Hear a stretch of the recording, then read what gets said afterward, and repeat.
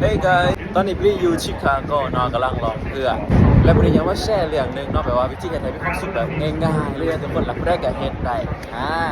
ถ้าหาว่าไฟโฟนเนาะเสียชีวิตได้แบบมีความสุขง่ายขึ้นหลายแห่งนะทุกคนวิธีนั้นก็คือ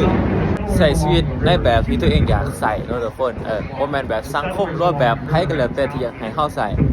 ถ้าว่าเฮาได้เฮ็ดในสิ่งที่เฮาอยากเฮ็ดนะเฮาสิมีความสุขได้โคตรง่ายเลยตัวอย่างคือเจ้ามาเตะบ้านเนาะจะไปเตะมันก็มีความสุขขนาดแต่ว่าถ้าจะบ่ได้มักแล้วเขาบอกให้เจ้าไปตีบ้าน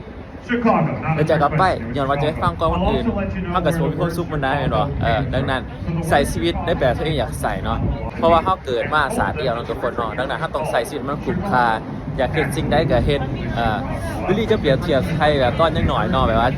นายครูแล้วให้แต้มครูเนาะแต้มครูธรรมศาสตร์เนี่ยต่างๆอันเด้